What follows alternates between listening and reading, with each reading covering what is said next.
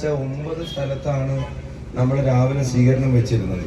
9 സ്ഥലത്ത് സ്വീകരണം വെച്ചു, 30 സ്ഥലത്ത് വണ്ടി നിർത്തേണ്ടി വന്നു. 9 ഔദ്യോഗിക പോയിന്റുകൾ, വേറെ 21 പോയിന്റ് ആൾക്കാർ സ്വമേധയാ സൃഷ്ടിച്ചു. ആൾക്കാർ അവിടെ ഇറങ്ങി നിന്നിട്ട് പറഞ്ഞു ഇവിടെ ഇറങ്ങിയിട്ട് പോയാൽ മതി, ഞങ്ങളെ കണ്ടിട്ട് പോയാൽ മതി. അപ്പോൾ മൂപ്പരും പണി മുടക്കിയാണ്. നമ്മുടെ മൈക്കിൽ കിടന്നാലും കുഴപ്പമൊന്നുമില്ല. അപ്പം പിന്നെ അങ്ങനെ ഇറങ്ങിയിട്ട് പോയാൽ മതി എന്ന് പറഞ്ഞപ്പോൾ ആൾക്ക് മനസ്സിലായി കാര്യമുണ്ട്. പിന്നെ മെമ്പർക്ക് മനസ്സിലായി. ഇറങ്ങിയിട്ട് പോയാൽ മതി എന്ന് പറഞ്ഞപ്പോ അവരെ കണ്ടിട്ട് കാണാത്ത പോലെ എനിക്ക് പോരാൻ പറ്റുമോ? പറ്റുമോ? പറ്റില്ല. ഞാൻ KSRTC വടകര വോട്ടർമാരുണ്ടെങ്കിൽ സഹായിക്കണേ.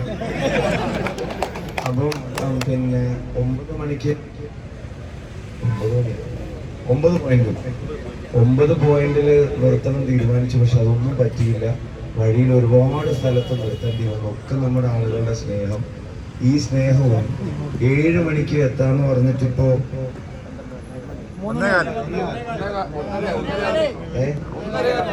ആത്മാർത്ഥമായിട്ട് സമയം 1:15.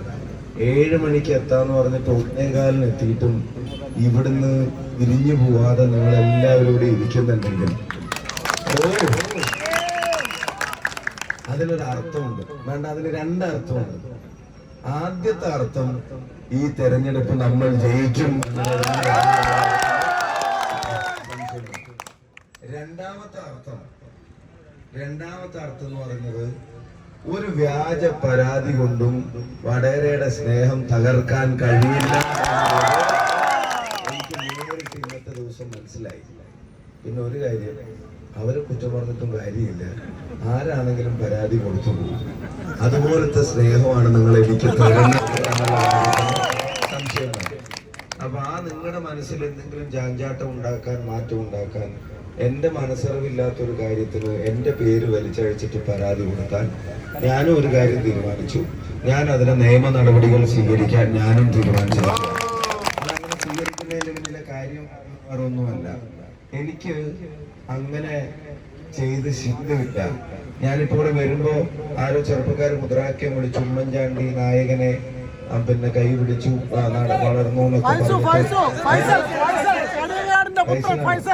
വിളിച്ച്. അപ്പൊ ഞാൻ ഒരു കാര്യം ഞാൻ പറയാം. ആ വഴിയിൽ നടന്നതുകൊണ്ട് തന്നെ ആരെയും വ്യക്തിഹത്യ നടത്തിയിട്ടും ആരെയും ആക്ഷേപിച്ചിട്ടൊന്നും തെരഞ്ഞെടുപ്പ് ജയിക്കേണ്ട ആവശ്യം നമുക്ക് ആർക്കും ഇല്ല. നമുക്ക് ഉള്ളത് പറഞ്ഞിട്ട് തന്നെ എന്തോരം പറയാം അല്ലേ? പലട്ട് ഉള്ള കാര്യങ്ങൾ തന്നെ എന്തോരം നമുക്ക് പറയാം. അത് പറഞ്ഞിട്ട് ജയിച്ചാൽ മതി, അവർക്ക് നമ്മൾ ജയിക്കുകയും. അതുകൊണ്ട് അത്തരം വ്യാജ പ്രചരണങ്ങളൊന്നും വടകര വീണുപോയില്ല എന്ന് എനിക്കറിയാം. പിന്നെ സമയം ഇത്ര ദീർഘിച്ചതുകൊണ്ട് ഞാൻ വേറെ ഒന്നും പറയുന്നില്ല.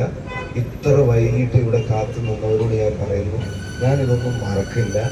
ഞാൻ ഒരു കാര്യം തീർത്ത് പറയാം, എന്നെ കൊണ്ടാവും വിധം ഈ നാടിന് വേണ്ടി ഞാൻ കഠിനാധ്വാനം ചെയ്തു. ഇനി സ്ഥാനാർത്ഥി നന്ദിയാണ് പറയേണ്ടത്. ഈ 7 മണിക്ക് വരാന്ന് പറഞ്ഞിട്ട് 1:15 പറഞ്ഞിട്ട് നന്ദി ഉണ്ട് എന്ന് പറഞ്ഞാൽ എങ്ങനെയാ അത് പോവാ? അപ്പൊ അതുകൊണ്ട് ഞാൻ നന്ദിയൊന്നും പറയുന്നില്ല. എന്റെ നന്ദി ഞാൻ പ്രവൃത്തിയിലൂടെ കാണിക്കും.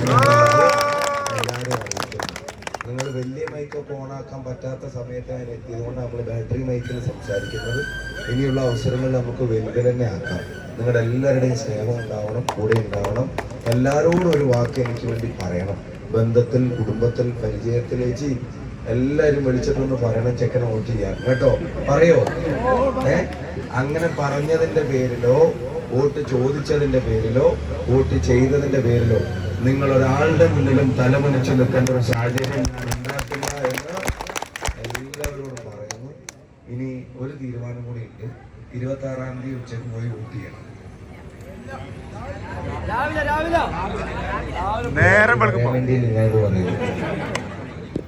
അപ്പോ നിങ്ങളുടെ തീരുമാനമാണ് രാവിലെ തന്നെ പോണേ, ഉറപ്പായിട്ടും കേട്ടോ. ഇനി ഒരു തീരുമാനം കൂടി. എന്തായിരിക്കും? കമ്മിറ്റി തീരുമാനം. ഇവിടുന്ന് ഇറങ്ങിയിട്ട് ഇപ്പൊ സെൽഫി എടുക്കണ്ട, പിന്നെ എടുക്കാം എന്നുള്ളതാണ് തീരുമാനം കേട്ടോ. ഞാനൊന്ന് പോയിട്ട് വരട്ടെ എല്ലാവരുടെയും അനുമതിയോടെ. ഒരുപാട് ബുദ്ധിമുട്ടായി എന്നറിയാം, ബോധപൂർവം അല്ല. എന്നാലും നിങ്ങൾ എന്നോട് ക്ഷമിക്കണം, ഞാൻ കൂടെ ഉണ്ടാവും. പിന്നെ ജയിച്ചു കഴിഞ്ഞാൽ തിരിഞ്ഞു നോക്കാത്ത ആളൊന്നും ആവില്ല. എന്നെ കൊണ്ട് നിങ്ങൾ കുടുങ്ങും, ഞാൻ പറഞ്ഞുതരാം. അപ്പൊ ഓക്കെ, ശരി. പ്രിയമുള്ളവരെ, നാളെ കൃത്യം 3 മണിക്ക് സംഗമം നടക്കുകയാണ്. നാളെ കൃത്യം 3 മണിക്ക്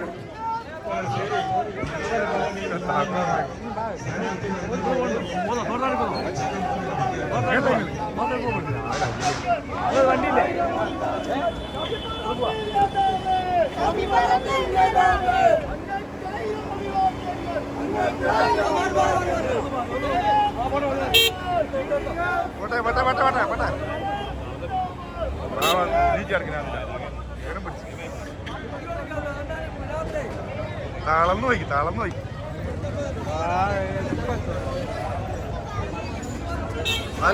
ആകെ തളർന്ന് ആടിപ്പോയി കിട്ടോ.